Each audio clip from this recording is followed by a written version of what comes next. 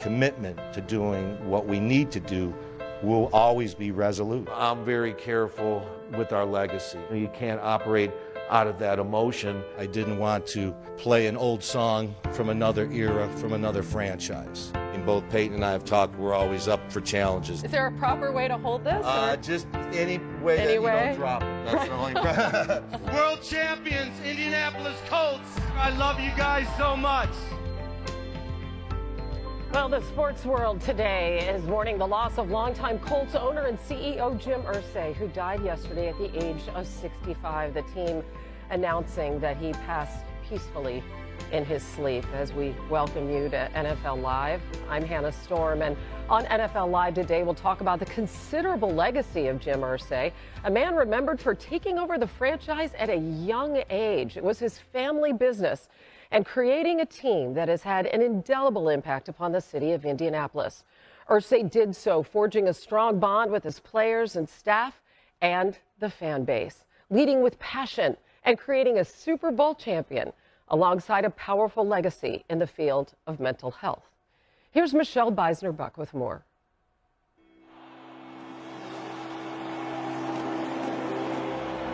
World champions for the first time since 1971. The image of Jim Irsay hoisting the Lombardi Trophy after the franchise's victory in Super Bowl 41 could be one of the proudest moments of his professional life.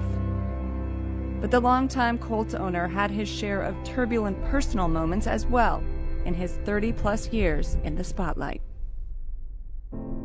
Jim's father, Robert, purchased the Colts in 1972, and after he infamously moved the team from Baltimore to Indianapolis in 1984, the elder Irsay named his son as general manager. Over the next 14 seasons at the helm, the Colts won fewer than 40% of their games and made 3 playoff appearances. When his father passed away in 1997, 37-year-old Jim took over the franchise. His moves to hire Bill Polian to run the front office, draft Peyton Manning in 1998, and later hire head coach Tony Dungy would transform the team to a Super Bowl contender.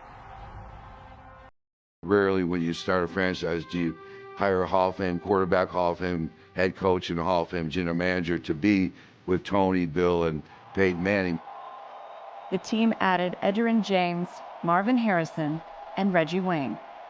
The Colts would win 8 division titles in 13 years and reach their peak at Super Bowl 41. Now we're world champions. Manning left the team in 2012, and the Andrew Luck era began. But despite 2 more division titles, it was Irsay's off-the-field behavior that grabbed headlines. Oh, okay, I understand. 1001. In March 2014, Irsay was arrested under suspicion of DUI and drug possession, and later pled guilty to a misdemeanor charge.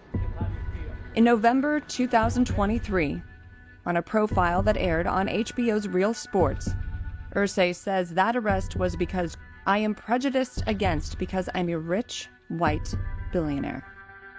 The same interview detailed Irsay's addiction to alcohol and drugs. He says he entered rehab at least 15 times and quit drinking in 2002. Irsay also recounted one of his lowest points, an overdose, when the doctor told him, quote, "Jim, you're one lucky man because I signed virtually the death certificate."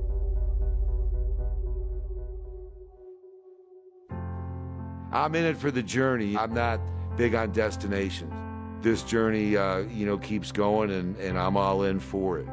From the love of his Colts to his collection of rare guitars and artifacts, and calling famous writers like Hunter S. Thompson a friend, Jim Irsay navigated 2 distinct worlds: the rock and roll counterculture of the 1960s and 70s, with the polished nobility of NFL ownership.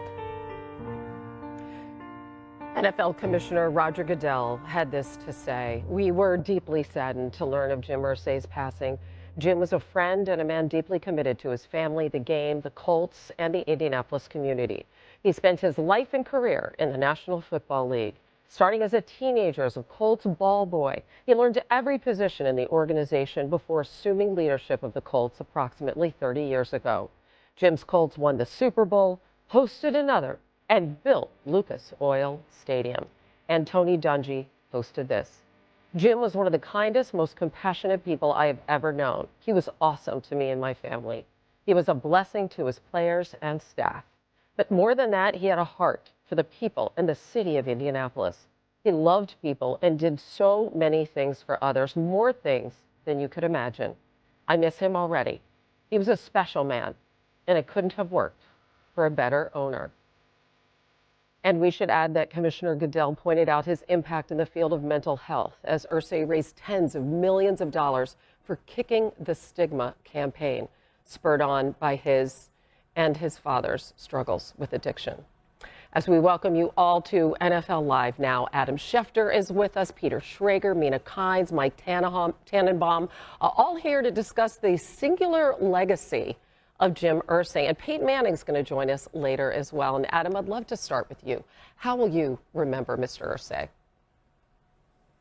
Well, Hannah, he was an engaging, eclectic, unique, complicated, gregarious, warm individual. And he will be remembered for the many marks that he left in the world of football, taking over as the general manager of the Colts when he was 24 years old. He used to be in the weight room lifting weights with the players. There were pictures of him in the weight room lifting weights so that could inspire the players to outlift the owner. And then, of course, he had the huge impact on Indianapolis, the city, getting a new stadium built, and all the good he did there. I remember sitting down with him in 2017 for a podcast interview that we posted today.